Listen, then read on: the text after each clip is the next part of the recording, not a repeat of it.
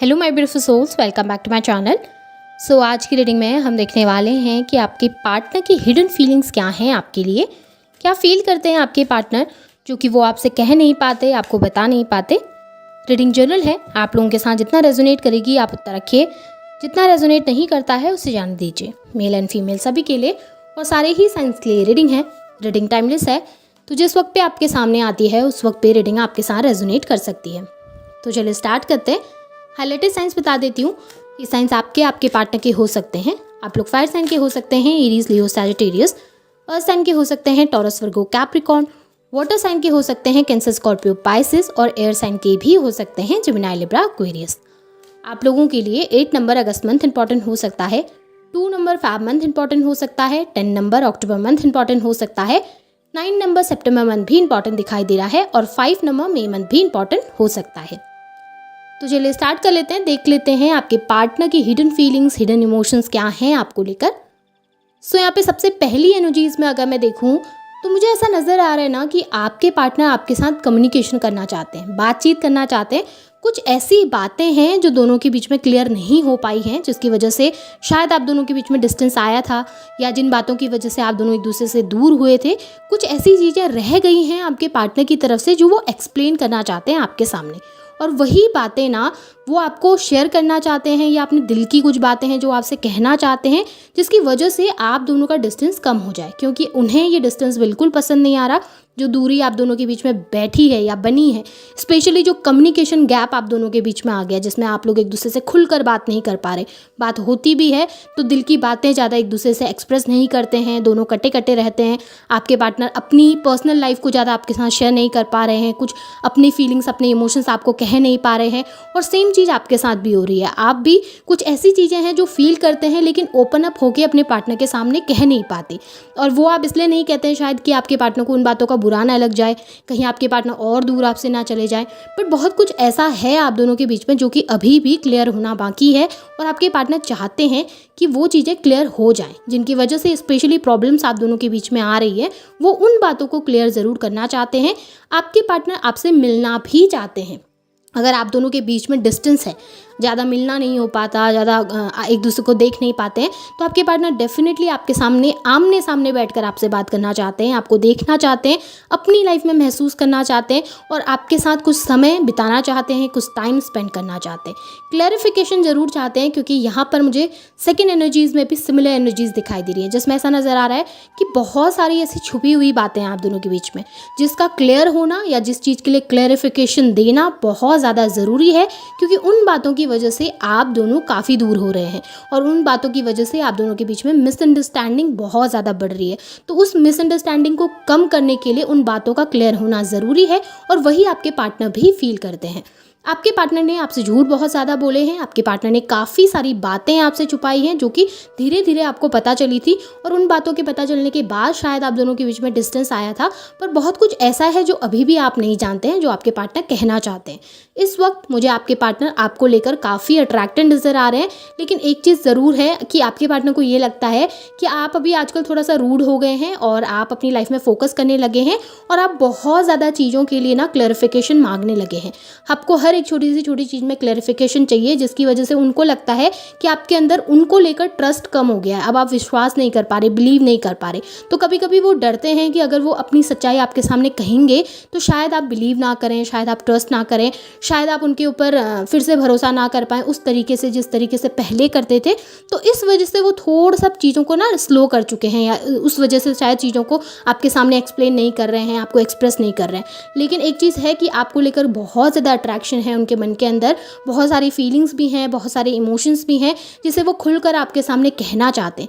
लेकिन इतना सब कुछ होने के बावजूद भी हो सकता है कि आपके पार्टनर रूड बिहेव कर रहे हों। यहाँ पे मुझे ये भी नज़र आ रहा है कि आपके पार्टनर कंफ्यूज्ड हैं 2 सिचुएशंस को लेकर। अब ये हो सकता है कि आपकी लाइफ में कोई थर्ड पार्टी सिचुएशन है, और थर्ड पार्टी में उनकी मदर है, क्योंकि मुझे मदरली एनर्जीज भी दिखी हैं। तो हो सकता है कि उनकी मदर की वजह से वो आपके सामने नहीं आ रहे हैं, आपको एक्सप्लेन नहीं कर रहे हैं चीज़ें, या फिर उनकी अदर कोई रिलेशनशिप हो सकता है, या किसी के साथ अदर इन्वॉल्व हो सकते हैं। मतलब यहाँ पे कोई इमोशनल बॉन्ड मुझे ज़्यादा नज़र आ रहा है उनका, जिसकी वजह से ना वो चॉइस नहीं कर पा रहे हैं, सिलेक्शन नहीं कर पा रहे हैं, एक डिसीजन पे नहीं आ पा रहे हैं। इस वजह से उनके माइंड माइंड में काफ़ी ज़्यादा चीज़ें चलती रहती हैं। कंपैरिजन की एनर्जी भी डेफिनेटली है यहाँ पर, आपको कंपेयर भी किया जा रहा है उस पर्सन के साथ, और कंपैरिजन में ना आपकी पॉजिटिविटी को देखा जाता है। ऐसा नहीं है कि नेगेटिव सोचते हैं, बट उनके साथ जब वो कंपेयर करते हैं ना तो वो आपको बेटर पर्सन के तौर पर देखते हैं। उन्हें ये नज़र आता है कि ठीक है, आपने कभी कोई गलती नहीं की है, आपने लॉयल्टी रखी है, आप रिस्पेक्टफुल रहे हैं इस रिलेशनशिप में, और आपकी तरफ से जो प्यार था वो कभी भी कम नहीं हुआ। आपको एक ऐसे पर्सन के तौर पर देखते हैं ना जिसके अंदर उनको सारी खूबियाँ नज़र आती हैं। आप एक लवर भी हैं, आप एक मदर भी हैं, मतलब अगर आप मेल हैं फीमेल हैं उससे मतलब नहीं है, लेकिन आपके अंदर वो एनर्जीज़ हैं, केयरिंग एनर्जीज़, मदरली एनर्जीज़। तो आपके पार्टनर उस तरीके से आपको डेफिनेटली देखते हैं और अप्रिशिएट भी करते हुए नज़र आ रहे हैं।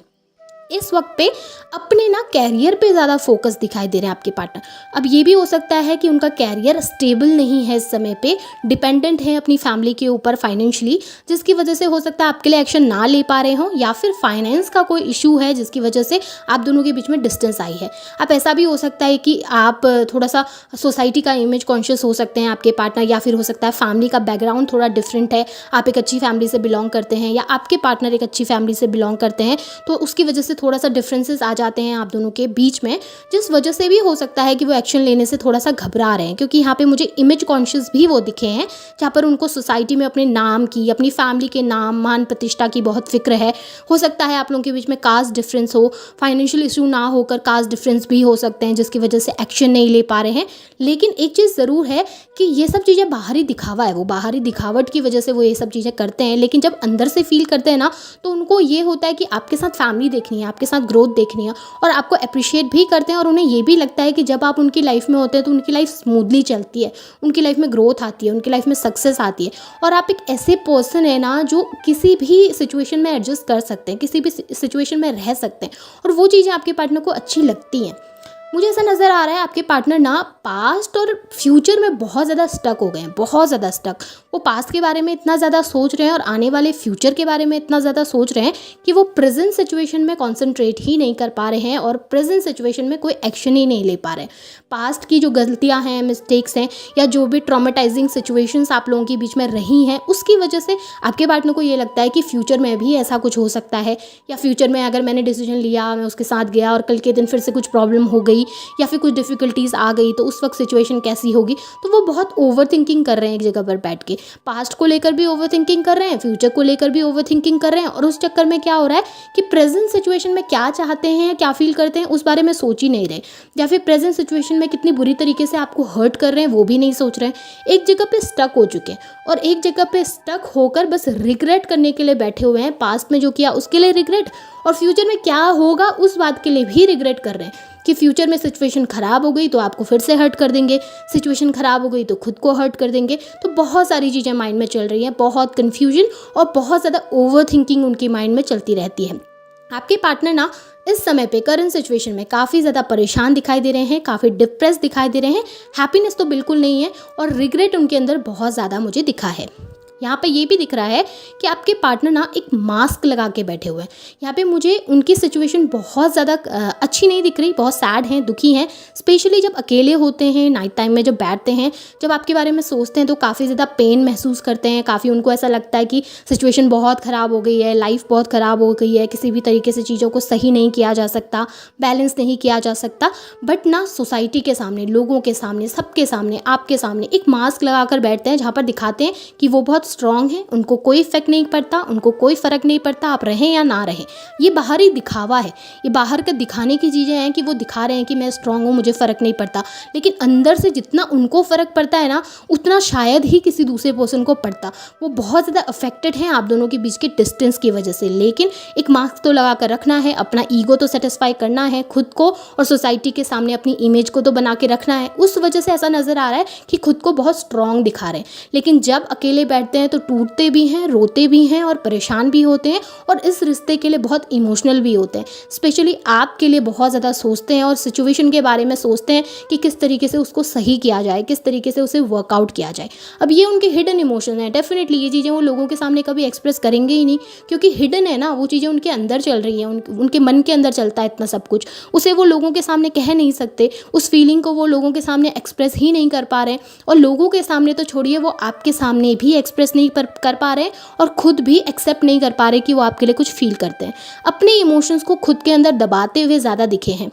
आपके लिए फीलिंग्स है, आपके लिए इमोशंस है, कम्युनिकेशन आपके साथ डेफिनेटली आपके पार्टनर करना चाहते हैं और पॉजिटिव सोचते हैं। ऐसा कुछ नेगेटिव आपके लिए नहीं सोचते हुए मुझे दिख रहे हैं।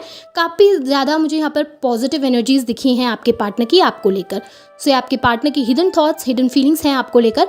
होप आपके साथ रेजोनेट हुई होंगी, एनर्जीज रेजोनेट हुई हैं तो इन्हें क्लेम कीजिए, लाइक कीजिए, शेयर कीजिए, चैनल को सब्सक्राइब भी ज़रूर कीजिएगा। Thank you.